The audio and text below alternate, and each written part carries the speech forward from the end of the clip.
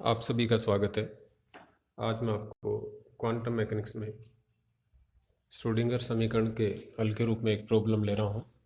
वर्गाकार विभव कूप square potential well. ये स्क्वायर पोटेंशियल वेल ज्योमेट्रिकली जो पोटेंशियल बैरियर हम पढ़ते हैं उसका जस्ट रिवर्स है। तो पोटेंशियल बैरियर में V0 हाइट होती है और पोटेंशियल वेल में V0 डेप्थ होती है। तो इसको मैथमेटिकली डिफाइन करते हैं कि अगर इस विभव कूप के बाईं तरफ विभव 0 हो, दाईं तरफ विभव 0 हो और विभव कूप के अंदर विभव V0 हो या इसकी गहराई -V0 हो, तो इस तरह परिभाषित क्षेत्र विभव कूप कहलाता है। इसका सॉल्यूशन भी हम लगभग सेम वैसे ही करते हैं जैसे हम पोटेंशियल बैरियर के लिए करते हैं। तो इस वेल के अंदर, वेल के बाईं तरफ और वेल के दाईं तरफ ये तीन क्षेत्र हो गए जिनको हम फर्स्ट, सेकेंड, थर्ड क्षेत्र कहते हैं। तीनों ही क्षेत्र में हमने तीन तरंग फलन psi1, psi2, psi3 ले लिए और तीनों ही क्षेत्रों के लिए श्रोडिंगर की समीकरण लिखते हैं और उनका हल करते हैं। तो पहले क्षेत्र के लिए जो श्रोडिंगर समीकरण होगी वो होगी d2 psi1/dx² + 2me/h² psi1 = 0। तो ये जो राशि 2me/h² है इसको k1² मान लेते हैं।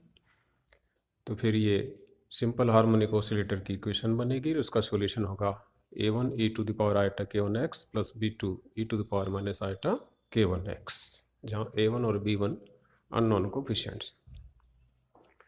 दूसरे क्षेत्र में जो श्रोडिंगर की समीकरण होगी वो होगी d2 psi2/dx² + 2m e−v0 होता है। तो यह गहराई है -v0, तो e - v0 यानी कि e + v0/h² psi2 = 0। तो 2m e + v0/h² को हम k2² मान लेंगे। तो इक्वेशन बनेगी d2 psi2/dx² + k2² psi2 = 0।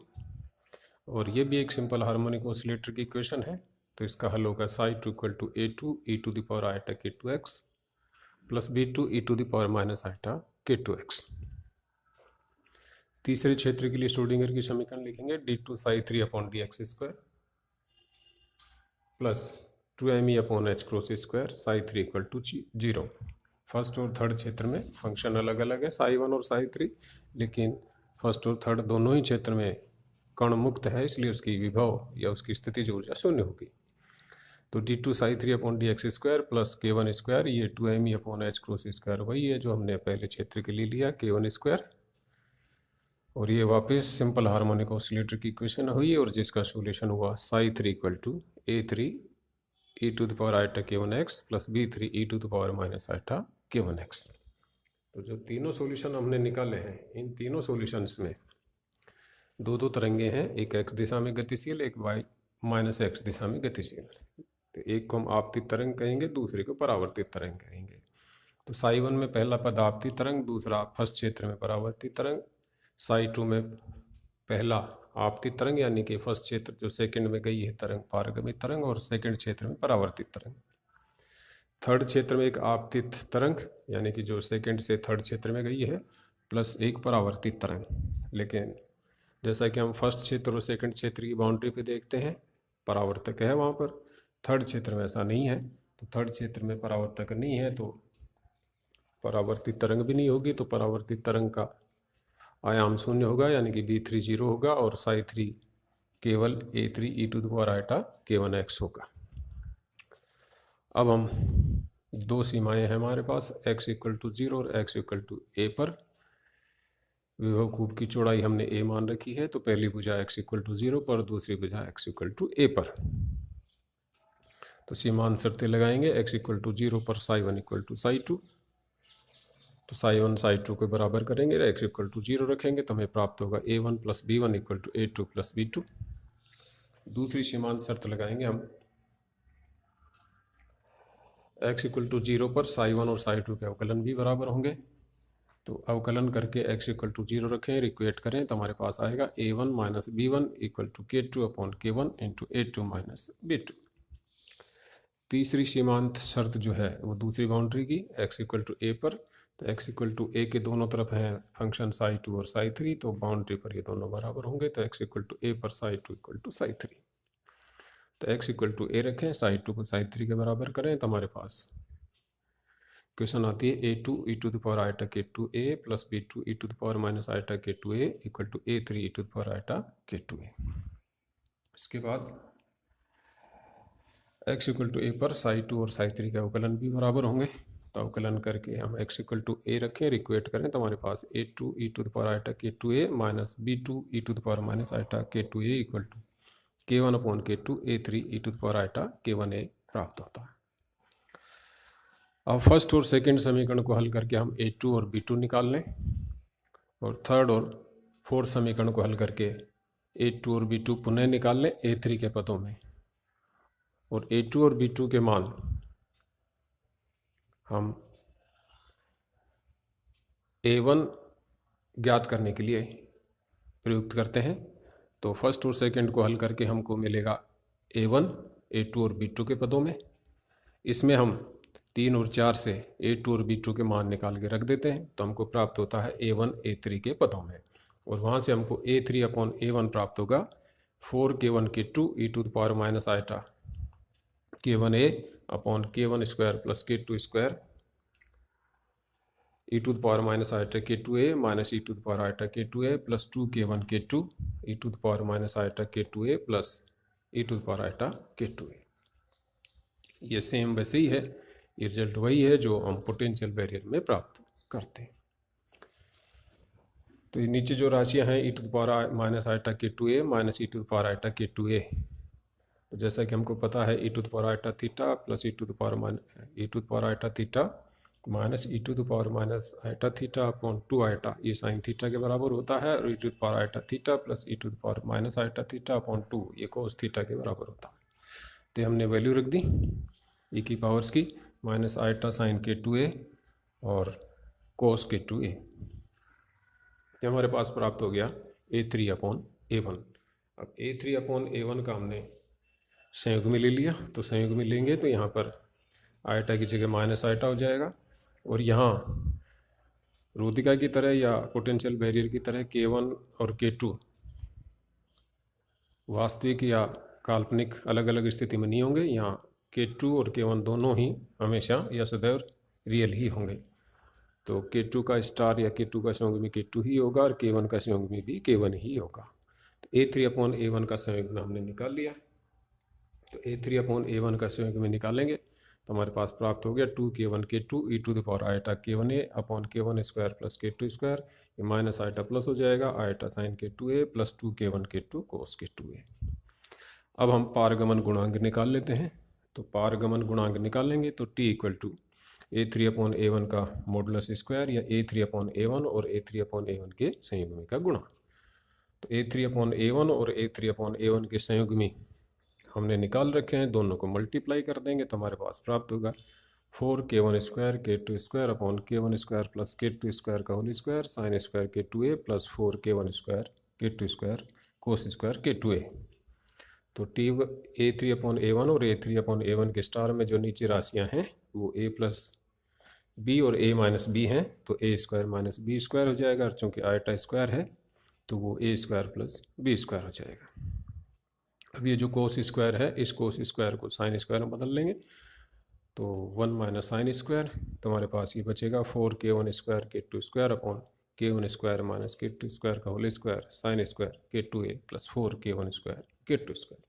इस तरह हमारे पास ये पारगमन गुणांक यानी कि तरंग का वो भाग जो थर्ड क्षेत्र में पहुंचता है वो हमको प्राप्त हो जाता है। अब चूंकि यहाँ ऊर्जा संरक्षण का नियम लागू होता है तो हमको r अलग से निकालने की आवश्यकता नहीं है, तो r plus t equal to 1 होता है, तो r equal to 1 minus t, तो 1 में से t को सब्ट्रैक्ट कर देंगे तो हमारे पास ये राशि हो जाएगी k1 square minus k2 square का whole square sine square k2a upon k1 square minus k2 square sine square k2a plus 4k1 square k2 square. तो अंश में जो राशि है उसको हर में डिवाइड कर दें तो हमारे पास प्राप्त होगा 1 upon 1 plus 4k1 square k2 square upon k1 square minus k2 square का whole square sine square k2a। तो यहाँ जो 1 अपॉन 1 प्लस जो भी राशि है वो स्क्वायर में है, धनात्मक राशि है, तो 1/1 प्लस समथिंग, तो जो भी राशि आएगी, अब r का मान अशून्य देगी, यानी कि हमको r का मान शून्य प्राप्त नहीं होगा। तो ये परिणाम हम वर्गाकार विभव कूप के लिए निकालते हैं कि वर्गाकार विभव कूप के लिए हमेशा E ग्रेटर देन V0 होता है, लेकिन इस स्थिति में भी सदैव E ग्रेटर देन V0 होने पर भी कण के विभव कूप से परावर्तन की प्रायिकता अशून्य होती है, यानी कि कण विभव कूप को सदैव पार कर जाएगा या 100% पारगमन होगा, ऐसा संभव नहीं है। कुछ न कुछ परावर्तन अवश्य होगा या अशून्य परावर्तन होगा। अब हम एक विशेष स्थिति की समीक्षा करते हैं, वो है रिजोनेंट स्कैटरिंग या अनुनादी प्रकीर्णन। तो जो r का मान हमने निकाला है, इस r में अगर K2A इक्वल टू n पाई रख दें, तो K2A इक्वल टू n पाई रख दें तो साइन K2A 0 होगा, और इस स्थिति में r की जो वैल्यू होगी वो 0 प्राप्त होगी, अर्थात पारगमन तो मैक्सिमम होगा और परावर्तन शून्य होगा। लेकिन जैसा कि हम अभी ऊपर देखा हमने कि r का जो मान है वो अशून्य होगा, और यहाँ पर साइन K2A का मान 0 रखने पर r का मान शून्य प्राप्त होता है। तो इन दोनों को मैचिंग कैसे किया जाए कि परावर्तन शून्य भी है और परावर्तन अशून्य भी है। तो इसके लिए इसकी व्याख्या इस तरह की जाती है कि जो दो परावर्तित तरंगें प्राप्त होती हैं दोनों बाउंड्री से, एक x इक्वल टू 0 पर और एक x इक्वल टू a पर, तो ये दोनों तरंगें परावर्तित होकर के एक ही दिशा यानी कि -x दिशा में चलती हैं, और ये दोनों तरंगें एक ही तरंग से प्राप्त होती हैं। तो फिर कला संबंध है, तो कला संबंध है तो आपस में ये मिलती हैं, अध्यारोपण होता है, अध्यारोपण के बाद इनमें विनाशी व्यतिकरण होता है, अर्थात ये तरंगें आपस में विनाशी व्यतिकरण करती हैं, जिससे इनका परिणामी आयाम या परिणामी तीव्रता शून्य हो जाती है। तो एक्चुअल में दोनों सीमाओं से परावर्तन तो होता है, लेकिन परावर्तन की जो परिणामी तीव्रता हमें दिखाई देती है वो शून्य प्राप्त होती है। तो इस तरह हम इसकी व्याख्या कर सकते हैं कि वर्गाकार विभव के लिए, वर्गाकार विभव कूप के लिए परावर्तन शून्य भी होता है और परावर्तन अशून्य भी होता है। अशून्य तो वास्तविक स्थिति है कि परावर्तन अशून्य होगा, लेकिन शून्य हमको कैसे दिखाई देता है कि जो भी दो परावर्तित तरंगें प्राप्त हुई हैं, ये दोनों परावर्तित तरंगें आपस में विनाशी व्यतिकरण करते हैं, जिससे इनका परिणामी आयाम या परिणामी तीव्रता शून्य होती है, अतः परावर्तन या परावर्तन गुणांक का मान शून्य हो जाता है। ये जो स्थिति है कि दोनों सीमाओं से परावर्तित किरणें आपस में विनाशी व्यतिकरण करती हैं, ये अनुनाद की स्थिति कहलाती है, इसे अनुनादी प्रकीर्णन कहा जाता है। तो दोनों बाउंड्री से जो किरणें स्कैटर हुई हैं यानी कि परावर्तित होकर के वापस प्राप्त हुई हैं, विनाशी व्यतिकरण करती हैं, परिणामी तीव्रता शून्य हो जाती है, जिससे परावर्तन गुणांक शून्य प्राप्त होता है।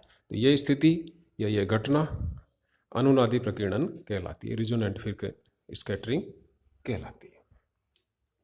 ये जो घटना है इसको प्रैक्टिकली प्रायोगिक रूप से आर्गन और नियोन जैसी गैस में ये दो साइंटिस्ट रामसोर और टाउनसेंट, इनके द्वारा प्रेक्षित किया गया था। तो ये प्रायोगिक रूप से पुष्ट घटना है, जिसे अक्रिय गैसेज आर्गन और नियोन में देखा गया था।